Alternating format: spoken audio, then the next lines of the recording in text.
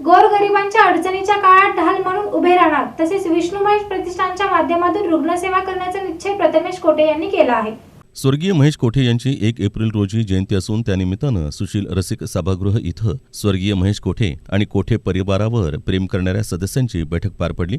यावेळी प्रथमेश कोठे, पद्माकर नानाकाळे, सुरेश पाटील, अशोक निंबर्गी, बिज्जू प्रधाने, उमेश गायकवाड, रमेश येन्नम, गुरुशांत दुत्तरगावकर, विनायक कोंडाल, चंद्रकांत पवार, अक्षय वाकसे, ज्ञानेश्वर सपाटे, युवराज सरवदे यांच्यासह सर्वपक्षीय नेते मंडळी उपस्थित होते। यावेळी आमदार कोठे हे मुंबईत अधिवेशन असल्यानं त्यांनी व्हिडिओ कॉन्फरन्सिंगद्वारा बैठकीत सहभाग घेतला। यावेळी देवेंद्र कोठे यांनी स्वर्गीय महेश अण्णा कोठे यांच्या 61व्या जयंतीनिमित्त 61 ठिकाणी पाणपोई सुरू करणार असल्याचं सांगितलं। यावेळी सुरेश पाटील यांनी स्वर्गीय महेश कोठे यांच्या जयंतीनिमित्त शालेय साहित्यांचं वाटप यासह विविध उपक्रमांनी महेश कोठे यांची जयंती साजरी करण्याचं आवाहन केलं। अक्षय वाकसे यांनी 61 ठिकाणी वृक्षारोपण करणार असल्याचं सांगितलं, तर युवराज सरवदे यांनी 61 कुटुंबांना धान्य वाटप करणार असल्याचं सांगितलं। दरम्यान प्रथमेश कोठे यांनी विष्णू महेश प्रतिष्ठान सुरू करणार असल्याची घोषणा केली। या प्रतिष्ठानाच्या माध्यमातून गोरगरीब रुग्णांना आर्थिक मदत करणार असल्याचं सांगितलं।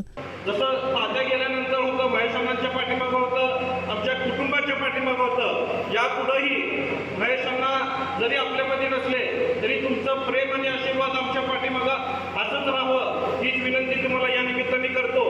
आणि तुमचे जे काही अडीअडचणी असतील ते अडीअडचणी आमच्या स्वतःचे समजून तुमच्या अगोदर त्या अडीअडचणी सोडवण्यासाठी आम्ही तुमच्या पुढं राहू एवढा आवाज सांगतो। तुमच्या अंगावरती येणारे प्रत्येक वार ते आमच्या अंगावरती घेऊन तुमचे ढाल म्हणून आम्ही तुमच्या पाठीमागे राहू एवढंच निश्चित तुम्हाला या निमित्ताने सांगतो। विष्णू महेश प्रतिष्ठानची घोषणा मी आज या ठिकाणी करतोय। विष्णू महेश प्रतिष्ठानच्या वतीने जे काही स्वर्गीय विष्णुपंत तात्यासाहेबांनी व स्वर्गीय महेशांनी या सोलापुरात काम केलंय त्या दृष्टिकोनातून त्या संस्थेच्या माध्यमातून आपण सगळेजण मिळून एक चांगलं काम जे समाज उपयोगी असेल ते आपण करूया।